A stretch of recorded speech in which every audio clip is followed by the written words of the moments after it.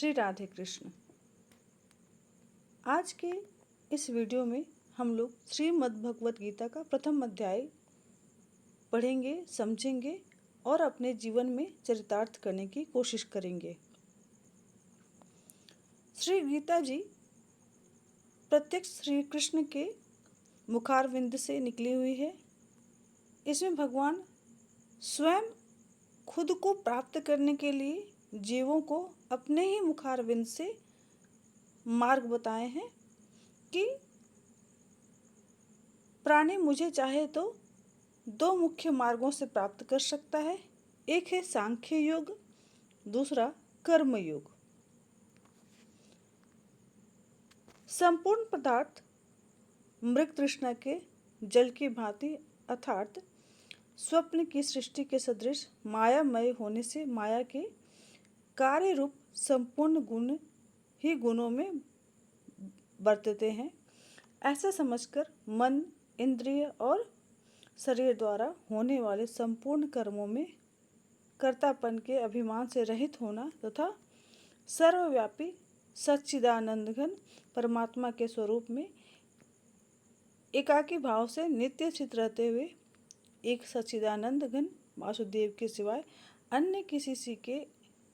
होने का भाव न रहना, यही सांख्य योग का साधन है। अर्थात हमें अपने शरीर के द्वारा जो भी कर्म हो रहे हैं उसका अभिमान को त्याग कर उसे स्वयं प्रभु के द्वारा किया हुआ होना, ये भाव रखते हुए करते रहना चाहिए, ना कि स्वयं के कर्म का अभिमान रखना है। इसके अलावा सब कुछ भगवान का समझकर ही बिना किसी आसक्ति के, बिना किसी फल की इच्छा कर भगवान के अनुसार, भगवान के आदेश के अनुसार अपने कर्मों का पालन करना चाहिए और साथ ही साथ श्रद्धा, भक्ति, वाणी और शरीर से भगवान के शरण में रहना, उनके नाम और गुण प्रभाव में रहना और हमेशा उनका चिंतन करते रहना ही कर्म योग है। इस प्रकार से अगर देखा जाए तो दोनों ही मार्ग जो हैं थोड़े बहुत आपको भिन्न दिखाई पड़ते, वस्तुतः देखा जाए तो दोनों ही मार्ग जो हैं वो स्वयं भगवान को प्राप्त करने का बहुत ही आसान सा माध्यम है। हम लोग स्वयं जो श्री प्रभु के मुखारविंद से गीता जी का जो वचन है, एक एक शब्द है, उसको समझने की कोशिश करेंगे और श्रीमद् भागवत गीता के महत्व को जानने की कोशिश करेंगे कि प्रभु इसमें कहना क्या चाह रहे हैं, वो हमारे जीवन के लिए किस प्रकार से उचित है। वर्तमान में जो बहुत सारी समस्याएं हैं उससे हम कैसे निदान पाएंगे, ये स्वयं प्रभु ने गीता जी के माध्यम से हमें बताया है और साथ ही यह बताया कि उनको हम कैसे प्राप्त कर सकते हैं। जैसे कि गीता जी में स्वयं प्रभु कहते हैं कि जो मनुष्य बिना किसी छल के शुद्ध चित्त होकर के इस पवित्र गीता जी का पाठ करता है, वह भय और शोक से मुक्त हो जाता है और स्वयं प्रभु के विष्णु धाम को प्राप्त कर लेता है। और जो मनुष्य हमेशा से ही गीता जी का पाठ करता है या पाठ करने को तत्पर रहता है या फिर प्राणायाम करता है, तो कहीं न कहीं वह अपने जन्म और इस जन्म के और पूर्व जन्म के सभी पापों से वो मुक्त हो जाता है। जिस प्रकार कहा जाता है कि जल में स्नान करने से हमारे शरीर के सभी दोषों से हमें मुक्ति मिलती है, किंतु कहते हैं कि अगर आप गीता जी के ज्ञान में के रूपी जल में अगर स्नान कर लेते हैं तो आपको संसार के सभी कष्ट और सभी जो दुख है, सभी प्रकार के पाप है या फिर सभी प्रकार के दोष है, उनसे मुक्ति मिल जाती है। साथ ही साथ गीता जी में स्वयं प्रभु ने अपने मुखार बिंद से, अपने मुख कमल से कहा है कि यह जो गीता है यह स्वयं मेरे मुख के द्वारा आपके यानी कि प्राणियों के हित के लिए निकली गई है।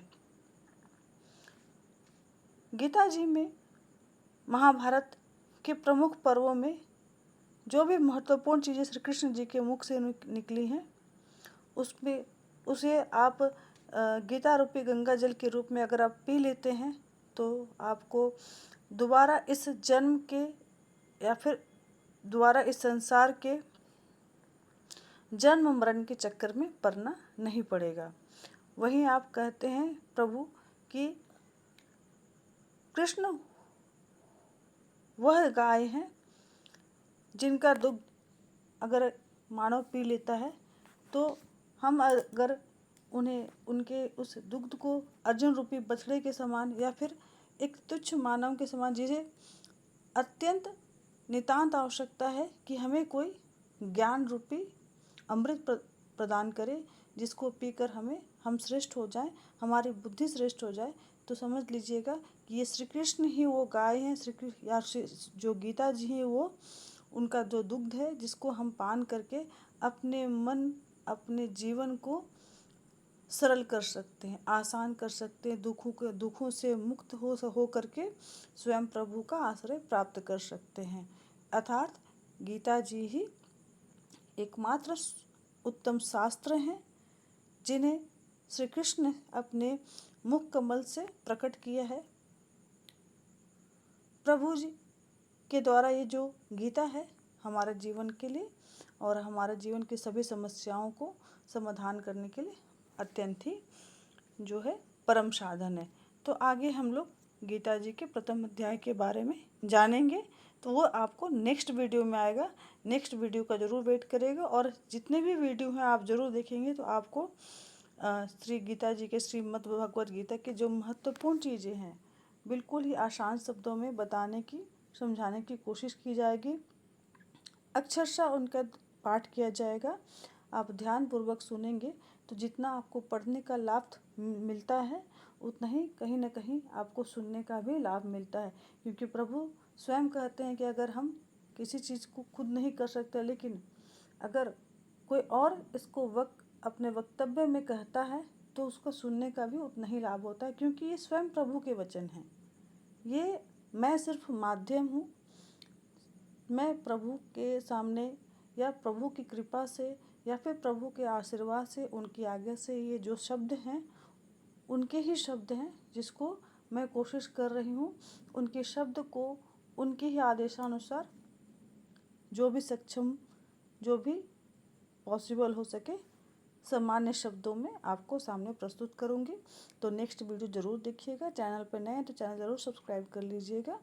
धन्यवाद। राधे कृष्ण।